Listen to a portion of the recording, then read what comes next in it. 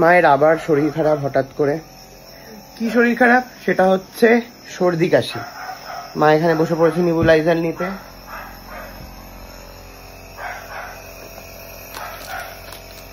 প্রত্যেকবার মা সর্দি হলে মানে পুরো একদম নেবুলাইজার অবধি চলে আসতে হয়। তার আগে মা ডাক্তার একদমই দেখাতে পছন্দ করে না।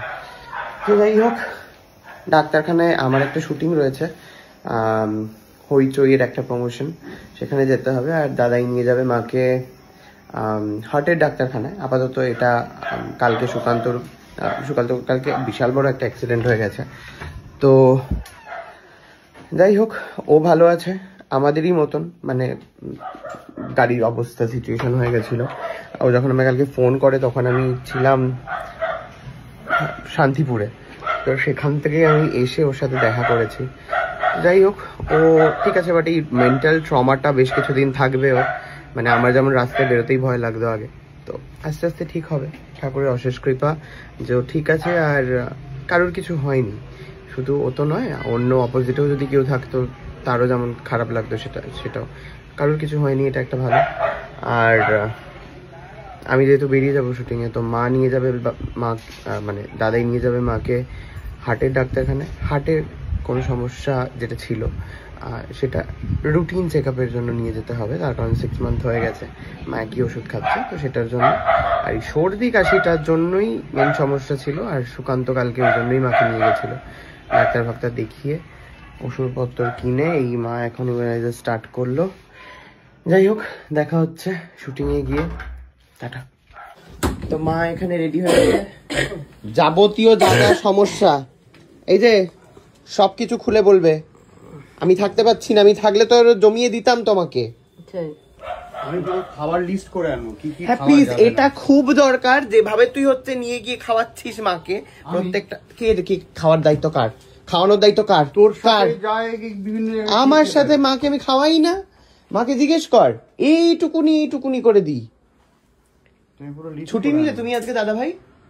দেখা যাক কখন হয়, ডাক্তার তো একটাই যেতে বলে। ও বাবা, ওর অনেক সময় লাগে। শুভানন উনি হচ্ছে বসবেনই হচ্ছে, আসবেই হচ্ছে 3টের সময়। তারপরে অজস্র হার্টের পেশেন্ট সবাই আসবে, দেখাবে, তারপরে তাড়াতাড়ি যা, তাহলে যদি অফিস যেতে হয়। না না, হ্যাঁ আগে নিয়ে যাই টেপুকে, আগে দেখ তারপর কি হয়। ও ভাই তবে আমার শুটিং আছে বলে আমি যেতে পারছি না, তার জন্যই হচ্ছে বিষয়টা। দাদা ভাই কি ছুটি নিতে হয়েছে। আর এখানে খাচ্ছে মহা আনন্দে কুটনি। সবাই জিজ্ঞেস করছে যে কুটনিকে দেখা যায় না কেন। কুটনি হচ্ছে জিম করছে, আর জিমের জন্যই হচ্ছে এ বাড়িতে আসা ওর কমে গেছে। যাই হোক, আশা কমে গেছে, কিন্তু গিফট আসে কিন্তু কমেনি। এ নাও। আমি হচ্ছে ওই শিলিগুড়িতে একটা দোকান প্রমোট করেছিলাম তুই চলে যাওয়ার পরে, সেই দিদি হচ্ছে এইটা দিয়েছে। ওই যে বাবা এসে হাত দিয়ে ঢুকে গেল, জাস্ট হাত দিয়ে ঢুকে গেল দৌড়াতে। ওই দরজাটা দাও গো, এই দরজাটা টেনে দে। ও আচ্ছা, এই যে সেই দিদি এটা দিয়েছে, দেখলি তো না তুই ভালো করে? দেখলাম তো। হ্যাঁ এটা দিয়েছে। ওকে বাবা, চারিদিক থেকে ফোন আসছে সব। দাঁড়া, আরো একটা গিফট আছে। এই যে গিফটে ভরিয়ে দিয়েছে জনতা তোকে। কি এটা কে দিয়েছে? আমাকে কেউ কিছু দেয় না। আমি গেছিলাম এক্সিবিশনে, সেই এক্সিবিশন থেকে এটা তোকে দিয়েছে।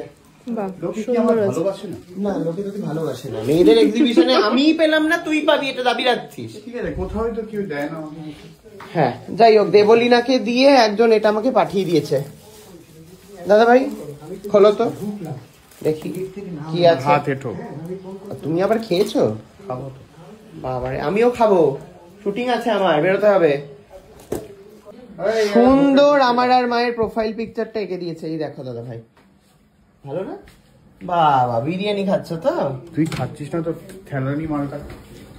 এই দেখো কেমন আছে, ভালো না? যেটা আমার প্রোফাইল পিকচার।